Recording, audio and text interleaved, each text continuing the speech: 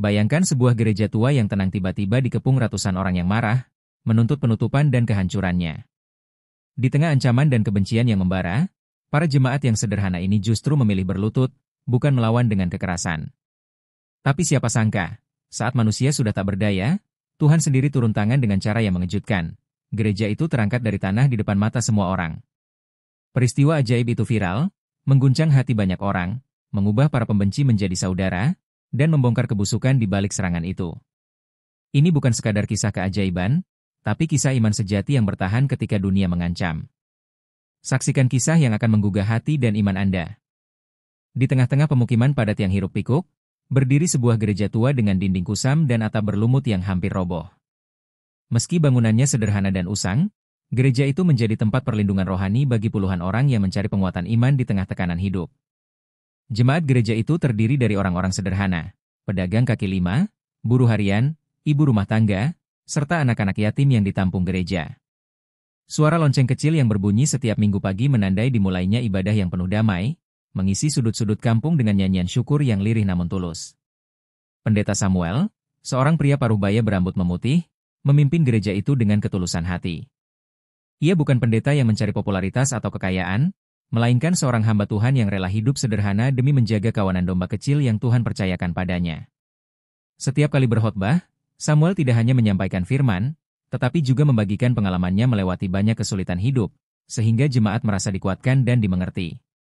Dia dikenal bukan hanya sebagai pemimpin rohani, tapi juga sebagai ayah, kakak, dan sahabat bagi mereka yang tidak memiliki siapa-siapa. Hari-hari gereja itu awalnya tenang meskipun berada di tengah lingkungan mayoritas yang berbeda keyakinan. Pendeta Samuel selalu mengajarkan untuk menghormati tetangga dan hidup damai dengan semua orang. Bahkan gereja itu sering memberikan bantuan sembako kepada warga sekitar tanpa memandang agama. Namun perlahan-lahan, suasana itu mulai berubah ketika muncul segelintir orang yang merasa terusik oleh kehadiran gereja tersebut. Mereka mulai berbisik-bisik di warung kopi, menyebarkan kebencian secara perlahan namun pasti, memprovokasi warga agar menolak keberadaan gereja. Malam-malam yang dulunya tenang berubah menjadi malam yang penuh bisikan ketakutan. Ada coretan-coretan ancaman di tembok gereja, suara-suara aneh di luar jendela saat ibadah malam berlangsung, dan batu-batu kecil yang dilemparkan secara diam-diam ke halaman gereja. Pendeta Samuel tetap mengajarkan jemaatnya untuk tidak membalas kejahatan dengan kejahatan. Kasihi musuhmu, katanya berkali-kali dengan suara lembut namun tegas. Mereka pun hanya bisa berdoa, berharap Tuhan membuka hati orang-orang yang membenci tanpa alasan itu. Semangat jemaat tetap menyala meskipun ancaman datang silih berganti. Mereka tetap berkumpul dalam ibadah sederhana, menyanyikan lagu-lagu pujian dengan penuh pengharapan. Bahkan ketika jumlah jemaat semakin sedikit karena sebagian besar mulai takut datang, Pendeta Samuel tidak pernah menyerah.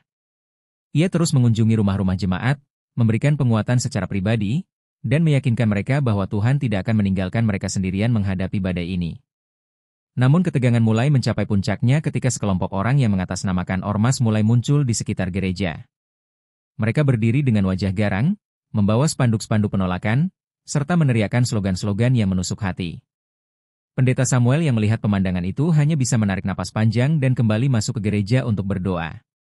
Ia tahu, inilah saatnya iman mereka diuji bukan sekadar dalam kata-kata, tetapi dalam tindakan nyata. Jemaat mulai bertanya-tanya dalam hati, mengapa Tuhan membiarkan mereka mengalami hal ini? Bukankah mereka hanya ingin beribadah dalam damai? Tetapi Pendeta Samuel mengingatkan mereka bahwa ujian adalah bagian dari perjalanan iman. Ia mengajak mereka untuk tetap kuat, tidak terpancing emosi, dan terus menunjukkan kasih bahkan kepada orang yang memusuhi mereka.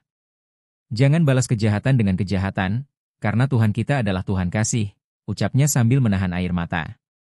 Sementara itu, berita tentang gangguan terhadap gereja mulai tersebar dari mulut ke mulut, namun belum sampai ke telinga pihak berwajib. Banyak yang memilih diam karena takut dianggap membela minoritas. Tetapi Pendeta Samuel tidak mencari pembelaan manusia. Ia bersandar sepenuhnya pada Tuhan. Setiap malam ia duduk sendiri di altar gereja yang sunyi, menangis dalam doa, menyerahkan semua beban kepada Tuhan. Ia percaya, jika Tuhan yang membangun rumah ibadah ini, maka tidak ada satupun kekuatan dunia yang bisa merobohkannya. Di tengah ketidakpastian itu, satu hal yang membuat mereka tetap bertahan adalah iman mereka. Iman bahwa Tuhan yang mereka sembah adalah Tuhan yang hidup. Bahwa badai boleh datang, tapi Dia tetap berdaulat. Dan mereka percaya, cepat atau lambat, Tuhan akan bertindak dengan caranya yang ajaib, seperti yang tertulis dalam kitab suci. Mereka tinggal menunggu waktunya. Maka malam itu, dengan hati yang gemetar namun penuh pengharapan, mereka kembali menutup ibadah dengan doa bersama, memohon perlindungan ilahi yang hanya Tuhan sendiri yang mampu memberikannya. Pagi yang cerah berubah mencekam ketika sekelompok ormas datang mengepung gereja pada hari Minggu pagi. Puluhan orang berkaos seragam dengan spanduk besar bertuliskan, "Tutup gereja ilegal," berdiri di depan pintu gerbang gereja yang reot. Mereka meneriakkan yel-yel dengan nada kebencian, mengganggu kehusyukan ibadah yang sedang berlangsung di dalam. Para jemaat yang awalnya memuji Tuhan dengan sukacita tiba-tiba terdiam, jantung mereka berdegup kencang di antara rasa takut dan doa yang terus mereka panjatkan dalam hati. Pendeta Samuel dengan tenang menghentikan khotbahnya dan berdiri di tengah ruangan, menatap jemaat satu persatu. Ia tahu ketakutan mulai menguasai hati mereka. Dengan suara lembut namun tegas, ia berkata, "Tetaplah tenang. Jangan takut kepada manusia. Tuhan yang kita sembah lebih besar dari ancaman apapun." Kata-katanya seperti pelita kecil di tengah gelapnya teror, memberi kekuatan bagi jemaat yang mulai gemetar. Mereka pun menundukkan kepala, berdoa dalam diam, menyerahkan nasib mereka ke tangan Tuhan. Di luar, ormas mulai mendorong-dorong pagar gereja dan meneriakkan tuntutan agar gereja ditutup. Mereka mempersoalkan izin yang katanya belum lengkap, meski sebenarnya gereja itu sudah lama berdiri dan diakui warga sekitar. Namun argumen rasional tidak berlaku di tengah kebencian yang buta. Mereka tidak datang untuk berdialog, melainkan untuk menunjukkan kekuasaan. Beberapa anggota ormas bahkan merekam aksi mereka dan menyiarkannya secara langsung di media sosial, membuat video pengepungan itu viral dalam hitungan jam. Media sosial pun terbakar. Ada yang membela gereja sebagai korban intoleransi, ada juga yang menghujat, menyalahkan minoritas karena dianggap memprovokasi. Suasana di dunia maya semakin panas, komentar saling menghujat satu sama lain tanpa tahu kebenaran yang sebenarnya. Di tengah semua kekacauan itu, gereja kecil itu tetap berdiri, walau rapuh dan seakan bisa roboh kapan saja. Tapi di dalamnya, hati jemaat justru semakin kuat oleh tekanan itu, seperti besi yang ditempa dalam api. Pendeta Samuel keluar perlahan ke halaman gereja dengan kedua tangan terangkat, menandakan bahwa dia tidak ingin ada kekerasan. Dengan suara tenang, ia berkata kepada kerumunan itu, "Kami di sini hanya ingin beribadah dengan damai. Kami tidak melukai siapapun." Namun kata-kata itu bagai angin lalu. Ormas semakin keras menuntut gereja ditutup hari itu juga. Beberapa orang mulai melempar botol air dan batu kecil ke halaman gereja. Namun Samuel tetap berdiri, tak bergeming sedikit pun, seperti pohon yang berakar kuat di tanah kering. Polisi akhirnya datang, namun bukannya menenangkan situasi, mereka justru terlihat ragu dan pasif. Mereka berdiri di pinggir jalan, tampak bingung harus berpihak kepada siapa. Ketakutan akan citra buruk di mata mayoritas membuat mereka lebih memilih bersikap netral daripada melindungi yang tertindas. Pendeta Samuel menghela napas panjang, sadar bahwa pertolongan manusia begitu terbatas. Namun ia kembali menguatkan jemaatnya, "Jangan takut, Tuhan tidak tidur." Malam itu, setelah kerumunan bubar perlahan, gereja tetap mengadakan ibadah malam secara tertutup. Jemaat duduk berdekatan, saling berpegangan tangan, menguatkan satu sama lain. Doa-doa mereka terdengar lirih namun dalam, memohon campur tangan Tuhan yang sanggup membalikkan keadaan dalam sekejap. Mereka sadar bahwa kekuatan mereka kecil, tapi kuasa Tuhan tidak terbatas. Mereka tidak tahu kapan pertolongan itu datang, tapi mereka percaya pertolongan itu pasti tiba. Pendeta Samuel sendiri menghabiskan malam itu sendirian di altar, menunduk lama tanpa berkata-kata. Ia sadar perjuangan belum selesai. Tekanan akan semakin kuat. Tapi ia memilih untuk tetap percaya bahwa semua ini bukan kebetulan, melainkan bagian dari rencana Tuhan untuk menunjukkan kemuliaannya. Dalam hatinya ia berkata, "Jika gereja ini harus runtuh, biarlah itu menjadi kemuliaan bagi nama MU. Tapi jika engkau ingin gereja ini tetap berdiri, tidak ada satupun tangan manusia yang bisa merobohkannya." Keesokan harinya, berita tentang pengepungan gereja kecil itu memenuhi headline media lokal dan nasional. Para aktivis HAM mulai bersuara, namun tetap saja banyak pihak yang diam, takut menghadapi tekanan mayoritas. Gereja itu kini menjadi sorotan nasional, namun sorotan yang penuh ancaman, bukan simpati. Tapi di tengah semua itu, satu hal tetap hidup, iman jemaat yang tidak tergoyahkan oleh ancaman dunia. Dan di balik semua itu, ada satu pertanyaan yang mulai muncul di hati banyak orang.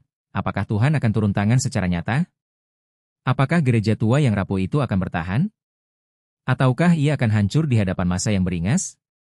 Jawaban dari pertanyaan itu belum terlihat. Tapi iman pendeta Samuel tetap teguh.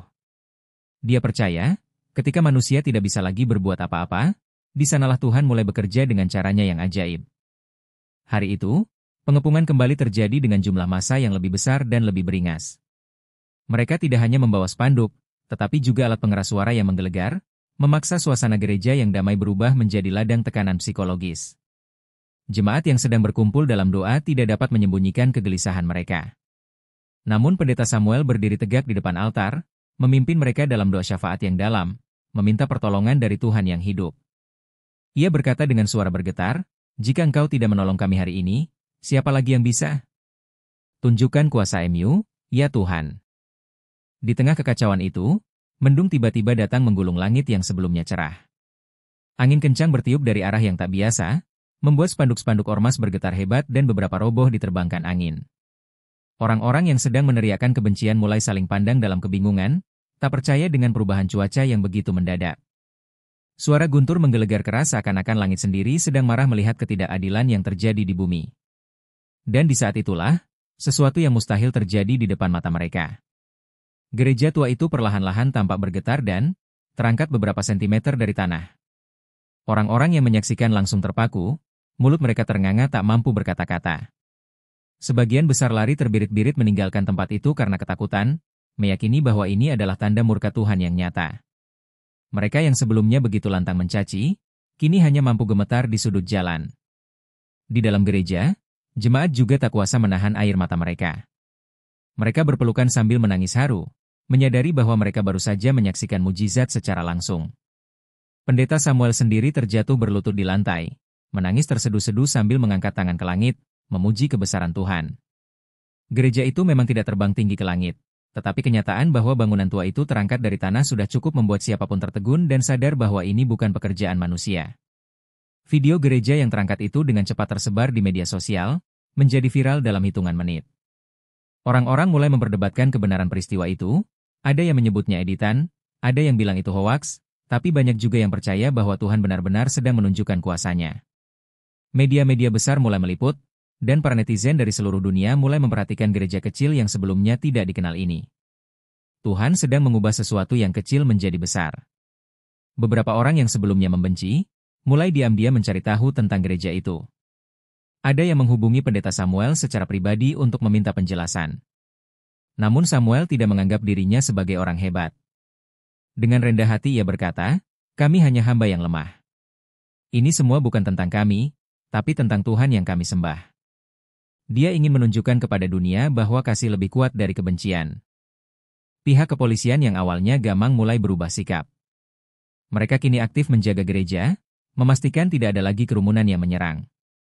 Bahkan beberapa petugas yang awalnya cuek mulai bertanya-tanya tentang iman yang membuat jemaat bertahan di tengah badai ini.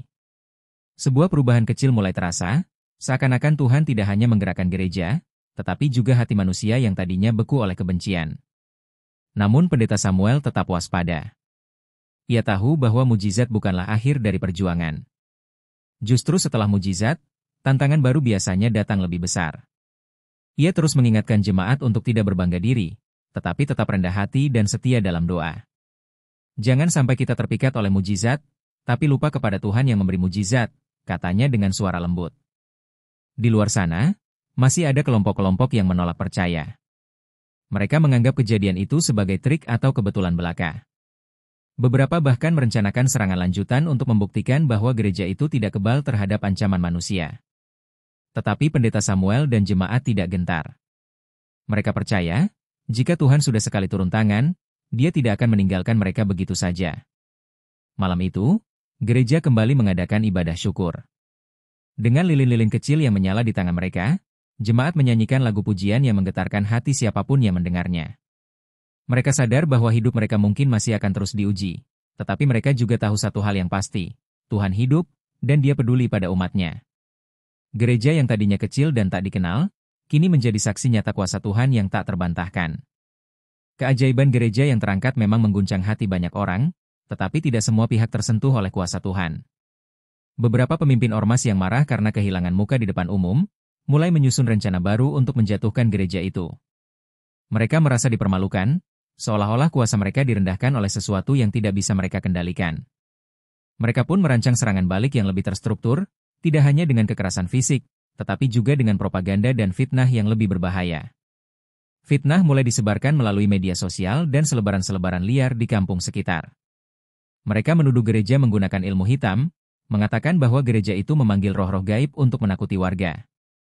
Tuduhan itu disebarkan dari mulut ke mulut, membuat sebagian warga yang polos mulai ragu dan takut. Beberapa orang yang tadinya netral ikut-ikutan menjauhi jemaat gereja, bahkan menolak bertegur sapa. Isolasi sosial perlahan-lahan menghimpit jemaat yang masih bertahan.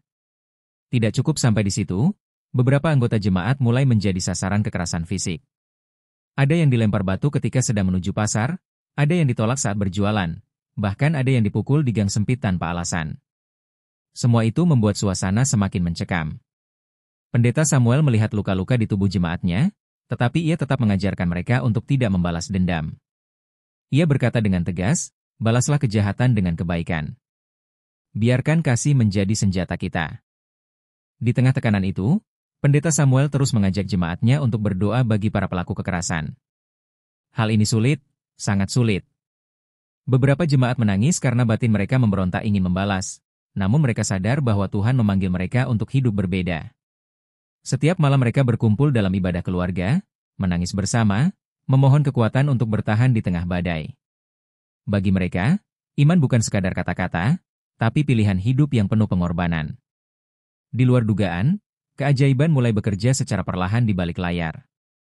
Beberapa orang yang dulunya tergabung dalam ormas itu mulai merasa gelisah. Mereka yang melihat langsung keajaiban gereja terangkat mulai bertanya-tanya dalam hati, apakah mereka selama ini berada di pihak yang benar? Ada di antara mereka yang diam-diam datang ke gereja di malam hari, meminta maaf kepada Pendeta Samuel dan bertanya tentang Tuhan yang sanggup melakukan hal seperti itu. Namun masalah tidak berhenti sampai di situ. Tekanan politik mulai ikut campur. Beberapa oknum pejabat lokal yang memanfaatkan isu agama untuk kepentingan pribadi ikut memperkeruh suasana. Mereka takut kehilangan dukungan dari ormas, sehingga lebih memilih mendiamkan kekerasan yang terjadi. Gereja makin terpojok, tidak hanya secara sosial, tetapi juga secara hukum. Ada wacana mencabut izin gereja secara paksa jika situasi tidak segera tenang. Di tengah tekanan itu, jemaat gereja harus memutuskan sesuatu yang besar. Apakah mereka akan menutup gereja sementara demi keselamatan, atau tetap bertahan apapun risikonya? Sebuah rapat jemaat diadakan dengan hati yang berat. Beberapa jemaat yang sudah tua menangis karena takut anak cucu mereka menjadi korban. Namun di akhir rapat, setelah berdoa bersama, mereka sepakat untuk tetap bertahan. Lebih baik kami mati karena beribadah, daripada hidup tanpa iman, kata salah satu jemaat dengan suara gemetar namun yakin. Pendeta Samuel menyadari keputusan itu penuh risiko. Ia pun berlutut di hadapan Tuhan pada malam harinya, memohon hikmat dan perlindungan. Ia tidak tahu apa yang akan terjadi esok hari, tapi satu hal ia percaya, Tuhan yang memulai pekerjaan ini tidak akan membiarkan mereka binasa sia-sia. Di altar gereja yang sunyi, ia menangis sendirian, menyerahkan gereja dan jemaat yang ia kasihi ke dalam tangan Tuhan yang Maha Kuasa. Keesokan harinya, gereja tetap membuka pintunya. Jemaat datang dengan wajah tegang namun penuh iman. Mereka sadar bahwa hari itu bisa jadi adalah hari terakhir mereka berkumpul bersama. Namun mereka memilih percaya kepada Tuhan daripada tunduk pada ancaman manusia. Dan di tengah keheningan ibadah, hanya satu suara yang menggema, nyanyian pujian yang lembut, menggetarkan hati siapapun yang mendengarnya. Iman mereka tak tergoyahkan, meskipun badai semakin kuat menghantam. Mereka sadar, ini belum akhir dari perjuangan mereka. Tapi di balik semua ketakutan dan tekanan, mereka percaya satu hal, jika Tuhan sudah turun tangan sekali, maka Dia tidak akan berhenti bekerja sampai segala rencananya digenapi. Dengan iman itulah mereka melangkah ke hari-hari berikutnya, tanpa tahu bahwa tantangan yang lebih besar masih menanti di depan. Di tengah hiruk-pikuk ancaman dan fitnah yang terus menyerang gereja, muncullah seorang wartawan muda bernama Raka. Ia awalnya hanya tertarik meliput fenomena viral, gereja terbang, yang jadi perbincangan hangat. Namun lama-kelamaan hatinya tergugah melihat keteguhan jemaat yang terus beribadah meski diteror habis-habisan. Raka yang terkenal kritis mulai menggali lebih dalam akar permasalahan yang selama ini tersembunyi. Ia merasa ada sesuatu yang janggal di balik kemarahan yang begitu terorganisir. Melalui serangkaian wawancara dan investigasi lapangan yang penuh risiko, Raka menemukan fakta mengejutkan. Ternyata di balik ormas yang menyerang gereja itu, Ada sosok pengusaha dan oknum politikus yang sedang berebut lahan di sekitar gereja untuk proyek properti besar. Isu agama hanya dijadikan kedok untuk menggusur gereja dengan cara memprovokasi massa. Raka merasa geram, sebab kepentingan duniawi telah membutakan hati banyak orang hingga tega mengorbankan tempat ibadah yang tak bersalah. Raka memberanikan diri merilis hasil investigasinya dalam bentuk artikel panjang yang tayang di media nasional. Judulnya tegas, Fitnah dan Kekuasaan di Balik Pengepungan Gereja Terbang. Artikel itu langsung menggegerkan publik. Banyak yang tercengang melihat bagaimana agama diperalat demi keuntungan pribadi. Simpati mulai mengalir deras ke gereja kecil itu, sementara kecaman datang bertubi-tubi kepada para pelaku kejahatan terselubung tersebut. Kebenaran yang mulai terungkap ini menggerakkan hati para pemimpin lintas agama. Mereka yang sebelumnya diam karena takut dituduh membela minoritas, kini mulai bersuara lantang menolak kekerasan dan intoleransi. Tokoh-tokoh agama Islam, Hindu, Buddha, dan aliran kepercayaan lainnya bersama-sama mengecam tindakan anarkis yang telah mencoreng nilai-nilai kemanusiaan. Mereka mendatangi gereja bukan untuk beribadah, tapi untuk menunjukkan solidaritas dan kasih persaudaraan. Pemerintah pusat yang awalnya bungkam karena tekanan politik, mulai mengambil tindakan. Mereka mengirimkan tim investigasi independen untuk menyelidiki peristiwa ini secara objektif. Tekanan publik yang semakin besar membuat pejabat lokal yang terlibat mulai ketakutan dan mencari cara untuk menyelamatkan diri. Situasi politik pun mulai berbalik arah, meninggalkan mereka yang sebelumnya berada di balik kekacauan itu. Perlahan tapi pasti, keadilan mulai menemukan jalannya. Di tengah semua itu, jemaat tetap mengadakan ibadah sederhana. Mereka tidak larut dalam euforia dukungan publik, karena mereka tahu bahwa inti iman bukanlah popularitas atau kemenangan di mata manusia, melainkan ketaatan kepada Tuhan. Pendeta Samuel mengingatkan jemaatnya untuk tidak membalas kebencian dengan kesombongan. Tugas kita bukan membalas, tapi mengasihi dan mengampuni. Biarkan Tuhan yang membela kita. Beberapa anggota ormas yang dulunya begitu keras kepala, mulai datang ke gereja dengan kepala tertunduk. Mereka mengakui kesalahan mereka, menangis meminta maaf kepada Pendeta Samuel dan jemaat. Pendeta Samuel dengan hangat menerima mereka tanpa dendam sedikit pun. Ia berkata, kasih Tuhan tidak pernah menolak orang yang bertobat, siapapun dia. Pemandangan yang mengharukan itu menjadi saksi nyata bagaimana kasih mampu meruntuhkan tembok kebencian yang paling keras sekalipun. Namun perjuangan belum selesai. Masih ada sebagian kecil kelompok yang tetap menolak kebenaran dan berusaha mencari celah hukum untuk menekan gereja. Pendeta Samuel sadar, pertempuran belum benar-benar usai. Ia mengajak jemaat untuk terus berdoa dan berjaga-jaga, sambil tetap melakukan kebaikan kepada lingkungan sekitar. Gereja bukan hanya tempat berlindung, tapi juga tempat memberkati orang lain. Di sisi lain, warga sekitar yang awalnya takut ikut campur, mulai ikut membantu jemaat. Mereka membersihkan halaman gereja yang sempat kotor akibat kerusuhan, memperbaiki pagar yang rusak, bahkan ikut menjaga keamanan saat ibadah berlangsung. Keberanian mereka perlahan menular ke orang-orang lain, menunjukkan bahwa kebaikan itu menular ketika ada yang mau memulainya terlebih dahulu. Hari-hari berat perlahan berganti menjadi hari-hari penuh pengharapan. Gereja yang dulunya terancam roboh, kini berdiri tegak bukan hanya karena pondasinya diperkuat, tetapi karena hati orang-orang di sekitarnya mulai bersatu melindungi tempat suci itu. Dan di balik semua perubahan ini, jemaat percaya, itu semua karena Tuhan yang telah turun tangan dengan caranya yang luar biasa. Seiring waktu, suasana sekitar gereja mulai berubah perlahan. Orang-orang yang dulu memandang gereja dengan curiga, kini mulai melihatnya sebagai tempat yang membawa kedamaian bagi lingkungan. Pendeta Samuel bersama jemaatnya tidak hanya berfokus pada ibadah, tetapi juga aktif membantu masyarakat sekitar tanpa memandang agama atau latar belakang. Mereka membagikan makanan kepada anak-anak yatim, membantu perbaikan rumah warga miskin, dan mengadakan pengobatan gratis bagi siapa saja yang membutuhkan. Kasih yang mereka tunjukkan menjadi bukti nyata bahwa gereja hadir bukan untuk memecah belah, melainkan untuk merangkul. Ibadah minggu kembali berjalan dengan damai meskipun masih dalam pengawasan aparat keamanan. Tidak ada lagi teriakan kebencian atau ancaman yang mengganggu. Hanya suara lagu-lagu pujian yang terdengar lembut, membasuh luka-luka batin yang pernah mengoyak hati jemaat. Para anggota ormas yang dulu mengepung gereja, sebagian telah bubar dan kembali ke kehidupan normal mereka. Ada yang memilih bertobat, ada pula yang memilih diam tanpa melanjutkan permusuhan. Perlahan, bayang-bayang kebencian itu pudar digantikan oleh ketenangan. Pendeta Samuel menjadi sosok yang dihormati tidak hanya oleh jemaatnya, tetapi juga oleh masyarakat luas.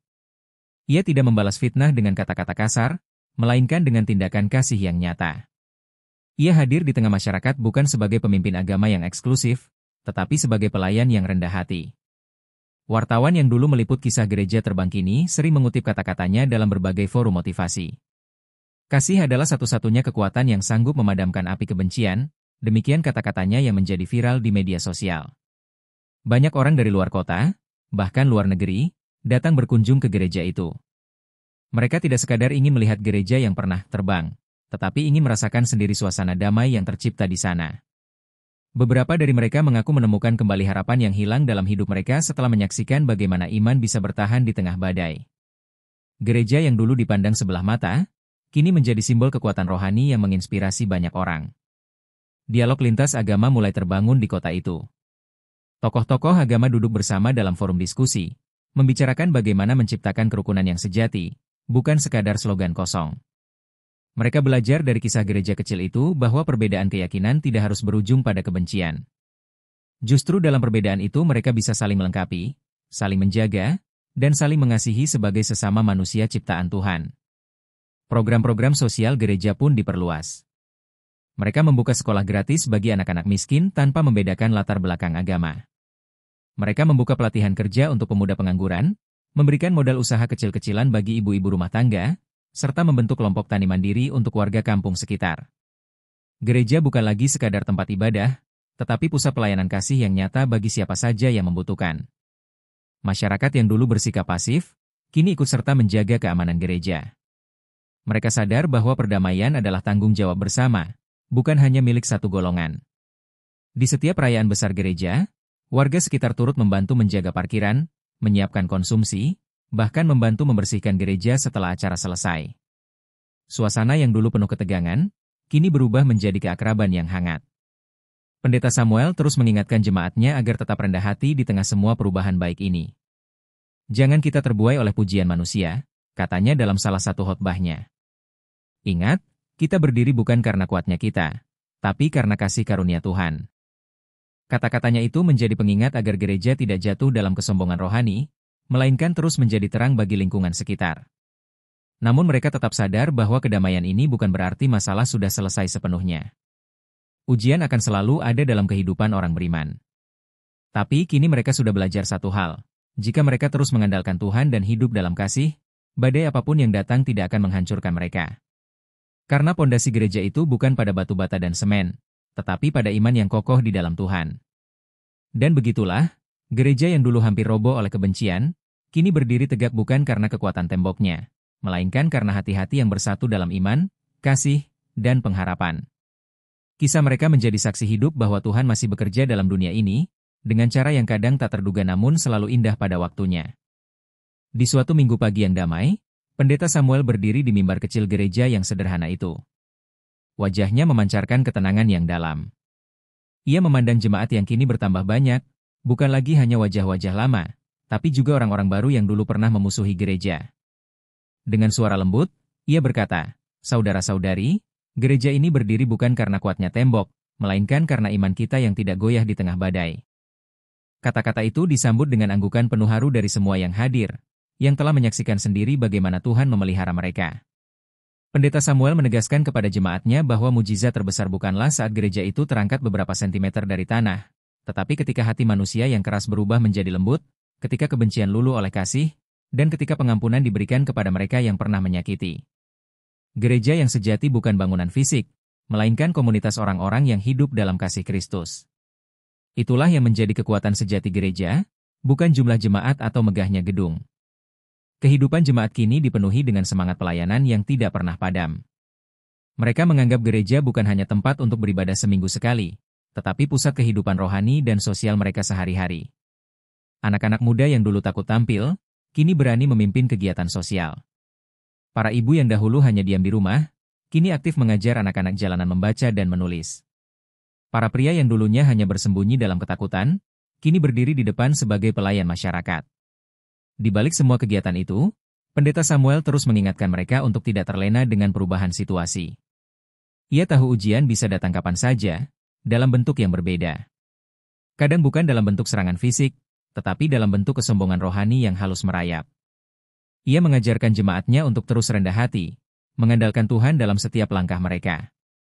Jangan kita berpikir bahwa semua ini karena kehebatan kita, katanya dengan lirih, ini semua karena anugerahnya.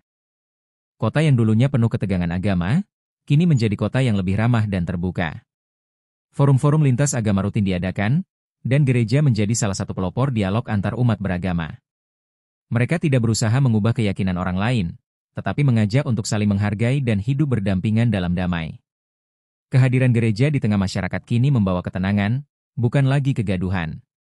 Pendeta Samuel mulai dikenal sebagai salah satu tokoh perdamaian di daerahnya. Namun ia selalu menolak penghargaan dan popularitas. Ia berkata, "Saya hanya hamba kecil, yang kebetulan dipakai Tuhan dalam situasi besar." Kerendahan hatinya membuat orang-orang semakin hormat padanya, bukan karena posisinya, tetapi karena keteladanan hidupnya yang nyata. Ia tetap hidup sederhana, tinggal di rumah kecil di belakang gereja, jauh dari kemewahan dunia. Di akhir sebuah ibadah besar, Pendeta Samuel menyampaikan pesan terakhir yang menggugah hati. Ingatlah, gereja kita memang pernah terangkat oleh kuasa Tuhan, tapi jangan jadikan itu alasan untuk membanggakan diri. Yang lebih penting adalah apakah hidup kita sudah terangkat, dari kebencian menuju kasih, dari dendam menuju pengampunan, dari ketakutan menuju keberanian. Jemaat menangis mendengar kata-kata itu, menyadari bahwa perjuangan rohani mereka belum selesai. Hari-hari berikutnya berjalan dengan damai, meski bayang-bayang tantangan tetap ada. Namun jemaat sudah siap menghadapi apapun yang akan datang. Mereka tahu bahwa badai bisa datang kapan saja, tapi mereka juga tahu bahwa Tuhan yang memelihara mereka jauh lebih besar dari badai manapun. Hati mereka telah terlatih untuk tetap percaya, bahkan ketika dunia meragukan mereka. Gereja itu, yang dulu hampir roboh karena tekanan luar, kini berdiri kokoh karena fondasi imannya yang tak tergoyahkan. Bukan karena kekuatan manusia, tetapi karena penyertaan Tuhan yang setia dari awal hingga akhir. Mereka sadar, kisah mereka bukan tentang kehebatan mereka bertahan, melainkan tentang bagaimana Tuhan menunjukkan kuasa dan kasih-Nya melalui orang-orang kecil yang mau taat. Dan begitulah, kisah gereja terbang itu bukan sekadar legenda viral yang hilang ditelan waktu. Ia tetap hidup dalam hati setiap orang yang pernah menyaksikannya, menjadi pengingat abadi bahwa ketika manusia tidak mampu lagi, Tuhan turun tangan. Bukan sekadar untuk menunjukkan kuasa-Nya, tetapi untuk membuktikan bahwa kasih selalu menang atas kebencian. Beberapa bulan setelah kedamaian tercipta, gereja kecil itu kembali menjadi pusat perhatian. Kali ini bukan karena konflik atau keajaiban fisik, tetapi karena pelayanan kasih mereka yang terus meluas hingga ke pelosok-pelosok desa terpinggirkan. Pendeta Samuel dan jemaatnya mulai membentuk tim-tim kecil untuk pergi ke tempat-tempat yang belum tersentuh kasih Tuhan. Mereka mendirikan posko bantuan, membangun rumah-rumah warga miskin, dan mengajar anak-anak yang putus sekolah. Iman mereka tidak hanya menjadi benteng pertahanan, tetapi juga obor yang menerangi jalan orang lain. Namun tugas baru itu juga membawa tantangan baru. Di beberapa tempat yang mereka datangi, ada juga kelompok-kelompok yang menolak kehadiran mereka.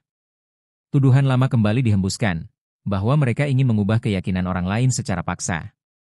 Tapi jemaat yang sudah terlatih menghadapi fitnah tetap tenang. Mereka tidak pernah memaksa siapapun, melainkan membiarkan kasih mereka berbicara lebih keras daripada kata-kata. Sikap itulah yang perlahan-lahan meluluhkan hati sebagian besar orang. Di tengah perjalanan pelayanan itu, Pendeta Samuel mulai merasakan tubuhnya melemah. Ia tak lagi sekuat dulu, namun semangatnya tak pernah pudar. Ia sadar, waktunya di dunia mungkin tidak lama lagi. Karena itu, ia mulai mempersiapkan generasi penerus yang akan melanjutkan tongkat estafet iman ini. Ia melatih para pemuda gereja untuk tidak hanya berkhotbah, tetapi juga melayani dengan hati. Jangan cari pujian manusia, tapi cari senyum Tuhan, begitu nasihat terakhirnya kepada mereka. Suatu malam yang hening, Pendeta Samuel berdoa seorang diri di altar gereja yang sederhana itu. Ia berkata lirih, "Tuhan, jika tugasku sudah selesai, panggil aku pulang. Tapi biarkan gereja ini terus berdiri, menjadi cahaya bagi dunia yang gelap." Air matanya jatuh membasahi lantai gereja yang dulu terangkat oleh kuasa Tuhan. Ia tahu, apapun yang terjadi padanya secara pribadi, pekerjaan Tuhan tidak akan pernah berhenti. Benar saja, beberapa hari kemudian Pendeta Samuel jatuh sakit cukup parah. Jemaat yang mendengarnya menangis dan berdoa dengan sungguh-sungguh, memohon agar Tuhan memberi kesempatan lebih lama bagi gembala mereka. Namun Samuel dengan tenang berkata, "Jangan takut kehilangan aku. Aku hanya manusia biasa. Tapi Tuhan kita tidak pernah meninggalkan kalian." Kata-kata itu menenangkan hati jemaat yang masih sulit menerima kenyataan.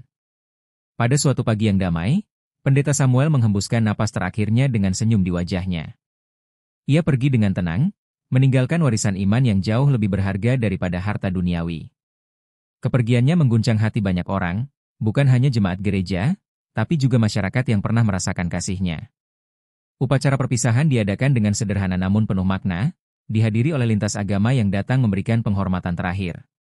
Sepeninggal Samuel, gereja tidak runtuh seperti yang banyak orang takutkan. Justru sebaliknya, semangat pelayanan semakin membara di hati para jemaat. Mereka sadar bahwa panggilan iman bukan bergantung pada satu orang, melainkan tugas bersama seluruh jemaat.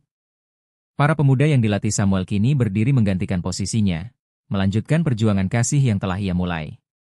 Gereja itu tetap berdiri tegak, bahkan semakin kuat dari sebelumnya. Di berbagai sudut kota dan desa, kisah gereja terbang yang viral itu tetap diceritakan dari generasi ke generasi. Tapi lebih dari sekadar kisah keajaiban, orang-orang mengingat bagaimana kasih dan pengampunan mengubah musuh menjadi saudara. Mereka sadar, mujizat sejati bukan bangunan yang terangkat, tetapi hati manusia yang berubah menjadi lebih baik. Kini gereja itu dikenal bukan karena keanehan atau kehebohan viralnya, melainkan karena dampak kasihnya yang nyata di masyarakat. Tempat itu menjadi simbol harapan bagi orang-orang tertindas, menjadi rumah bagi mereka yang mencari kedamaian sejati. Setiap orang yang datang ke sana akan melihat satu pesan besar yang tertulis di pintu gerbang gereja. Di sini kasih lebih kuat dari kebencian.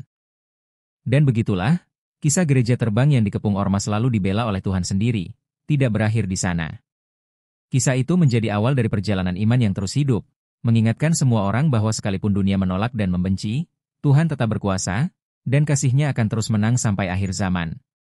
Setelah kepergian pendeta Samuel, gereja memasuki babak baru dalam perjalanan imannya. Jemaat yang dulu menggantungkan banyak hal kepada sosok gembala itu kini belajar berjalan sendiri dengan kekuatan Tuhan yang sama. Mereka tidak lagi bergantung pada satu pemimpin, tetapi saling menopang sebagai tubuh Kristus. Para pemuda yang dahulu hanya menjadi pengikut kini tampil sebagai pemimpin muda yang rendah hati, memimpin dengan kasih dan keteladanan yang mereka warisi dari Samuel. Gereja mulai memperluas pengaruhnya ke luar kota. Mereka mengutus tim misi ke daerah-daerah terpencil yang belum pernah mendengar tentang kasih yang sejati. Di sana mereka tidak hanya berkhotbah, tetapi membangun sekolah, klinik kesehatan, dan sumur air bersih. Kehadiran mereka diterima dengan tangan terbuka karena mereka datang bukan membawa agama semata, tapi membawa harapan bagi kehidupan yang lebih baik. Di kota tempat gereja itu berdiri, banyak yang masih menceritakan kisah gereja terbang dengan rasa kagum. Namun para jemaat mulai lebih banyak berbicara tentang kasih Tuhan yang mengubah hati manusia, daripada sekadar membahas mujizat fisik yang viral itu. Mereka sadar bahwa mujizat terbesar adalah perubahan hidup yang nyata. Dan itulah yang ingin terus mereka bagikan ke generasi berikutnya. Tahun-tahun berlalu, namun gereja itu tetap berdiri tegak. Meskipun bangunannya sudah direnovasi dan diperkuat, fondasinya tetap sama, iman, harapan, dan kasih. Jemaat tetap mengadakan ibadah dengan sederhana, tanpa bermegah-megahan, karena mereka percaya bahwa kemegahan gereja bukan di temboknya, tetapi di hati orang-orang yang menghidupinya. Suasana kekeluargaan yang hangat selalu terasa di setiap sudut ruangan. Generasi muda gereja tumbuh dengan semangat pelayanan yang kuat. Mereka tidak hanya aktif dalam kegiatan rohani, tetapi juga dalam membangun komunitas yang lebih baik. Mereka menjadi dokter, guru, pengacara, dan petani yang tetap memegang nilai-nilai kasih dan kejujuran dalam profesi mereka. Gereja tidak hanya menghasilkan jemaat yang setia beribadah, tetapi juga warga negara yang baik dan peduli pada sesama. Di tengah perubahan zaman yang semakin modern dan tantangan iman yang semakin besar, gereja tetap teguh berdiri. Fitnah dan tekanan memang berkurang, tetapi ujian dalam bentuk godaan duniawi, materialisme, dan kesombongan rohani tetap menjadi ancaman nyata. Namun jemaat terus mengingatkan satu sama lain untuk tidak melupakan akar iman mereka, hidup dalam kerendahan hati dan kasih yang nyata. Salah satu peringatan tahunan gereja yang paling bermakna adalah Hari Kasih, di mana jemaat tidak berkumpul untuk ibadah di dalam gereja, melainkan keluar ke jalan-jalan, ke panti-panti sosial, dan ke rumah-rumah warga untuk melayani dan berbagi kasih secara langsung. Mereka ingin menunjukkan bahwa gereja bukan hanya tentang berkumpul di satu tempat, tetapi tentang hadir dan berdampak dimanapun mereka berada. Media sosial yang dahulu sempat menjadi alat fitnah, kini mereka gunakan untuk menyebarkan pesan-pesan damai dan motivasi rohani. Mereka membuat konten-konten positif yang menginspirasi anak-anak muda di seluruh Indonesia, bahkan dunia. Kisah gereja mereka tidak lagi sekadar viral karena mujizat, tapi viral karena dampaknya yang nyata bagi kehidupan banyak orang. Di tengah semua pencapaian itu, jemaat tetap sadar bahwa semua yang mereka lakukan bukan karena kehebatan mereka, tetapi karena kasih karunia Tuhan semata. Mereka tidak pernah berhenti bersyukur dan memohon bimbingan Tuhan agar tetap setia sampai akhir. Gereja itu kini menjadi simbol harapan bagi siapa saja yang merasa tertindas atau sendirian dalam perjuangan hidupnya. Dan begitulah, gereja yang dulu nyaris dihancurkan oleh kebencian, kini menjadi mercusuar kasih yang bersinar terang di tengah dunia yang gelap. Kisah mereka menjadi bukti nyata bahwa ketika manusia mau percaya dan bertahan dalam iman, Tuhan akan turun tangan dengan caranya yang ajaib.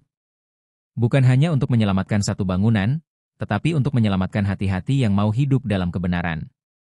Kisah ini menggambarkan perjalanan luar biasa sebuah gereja kecil yang awalnya hidup damai di tengah lingkungan mayoritas berbeda keyakinan. Namun perlahan dihantam gelombang kebencian dan fitnah terstruktur dari ormas yang diperalat demi kepentingan tersembunyi. Di tengah ancaman yang meningkat, intimidasi fisik, dan tekanan sosial, iman jemaat tak goyah. Mereka memilih tetap berdoa dan menunjukkan kasih bahkan kepada yang memusuhi mereka. Ketika situasi mencapai puncaknya, Tuhan menunjukkan kuasanya secara nyata melalui keajaiban gereja yang terangkat dari tanah, mengguncang publik dan memaksa banyak orang mempertanyakan kembali hati nurani mereka. Penelusuran seorang wartawan muda membongkar dalang di balik serangan tersebut, membuka mata masyarakat bahwa semua kekacauan itu bukanlah soal agama, tetapi soal kerakusan dan manipulasi. Gereja yang tadinya nyaris dilenyapkan, justru berubah menjadi pusat kasih dan rekonsiliasi, bukan hanya menyembuhkan luka jemaat, tetapi juga melunakkan hati para musuh dan mempersatukan masyarakat. Di akhir perjuangan, mereka sadar bahwa gereja sejati tidak berdiri karena tembok, melainkan karena hati yang penuh iman, dan bahwa kemenangan bukanlah ketika musuh tumbang, tetapi ketika kasih mampu menaklukkan kebencian. Tuhan tidak hanya turun tangan untuk menyelamatkan gedung, tapi untuk mengangkat kehidupan rohani banyak orang, agar dunia tahu, kasih tidak pernah gagal.